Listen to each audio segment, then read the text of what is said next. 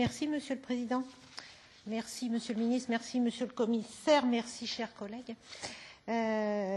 Comme d'autres, je suis attachée à l'espace Schengen et à la liberté de circulation à l'intérieur de l'espace Schengen. Et oui, je considère que c'est un des symboles des réussites européennes.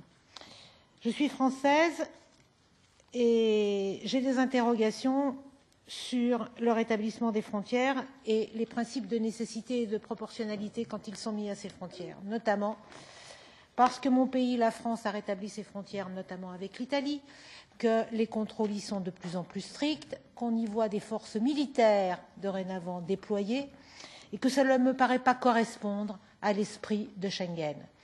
Notamment quand un des plus hauts responsables des autorités françaises me dit qu'il peut faire du pushback vers l'Italie parce que c'est un pays démocratique, alors même que mon pays n'a pas rempli ses obligations par rapport au mécanisme de solidarité. Donc, je pense qu'il y a quand même de vrais problèmes en la matière et qui reposent sur la responsabilité des États, et notamment sur certains des États, dont le mien, qui sont particulièrement responsables des régressions en la matière. Le deuxième point sur lequel j'ai envie d'intervenir, c'est la question de la coopération transfrontalière.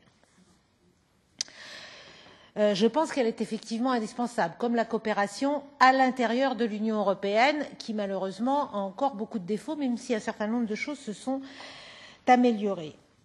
Nous avons adopté à la dernière plénière un rapport sur la situation des droits de l'homme avec la Turquie. J'étais la semaine dernière en Bulgarie. Monsieur le ministre, je vous ai déjà fait part de mes interrogations. Je n'ai rien contre la coopération avec la Turquie, mais il me semble que nous devrions quand même avoir une attention toute particulière à cette coopération transfrontalière, notamment quand elle concerne éventuellement des citoyens turcs qui cherchent à trouver refuge dans l'Union européenne, et je n'ai pas eu de garantie en la matière. La troisième chose sur laquelle je voulais intervenir, c'est la question du retour systématique, du besoin de protection, comme vous nous avez dit, Monsieur le Commissaire. Je continuerai de plaider contre ces politiques de retour systématique tant que nous n'aurons pas un véritable droit d'asile européen harmonisé, avec des différences de taux d'acceptation selon les nationalités qui vont de 10 à 60% et quelquefois encore plus. Ça n'est pas possible. La situation n'est pas égale. On peut parler des gens qui font leur marché à l'intérieur de l'Union européenne, mais c'est normal. C'est un réflexe humain en la matière. Et nous renvoyons des gens parce qu'ils ont eu moins de chances que d'autres d'avoir pu déposer la demande d'asile dans leur pays. Enfin, dernière chose, et je terminerai par ceci.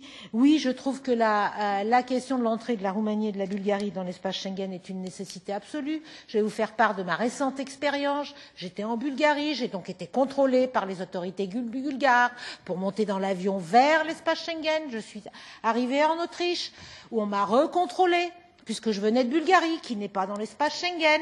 Puis j'ai été à Budapest, où là on m'a pas contrôlée puisque j'étais dans l'espace Schengen, mais je suis revenue en France et là on m'a contrôlée parce que la France a rétabli son espace Schengen. Je trouve quand même que c'est le comble du ridicule. Excusez-moi de cette anecdote, mais quand même, je trouve qu'il y a des limites à la stupidité des uns et des autres.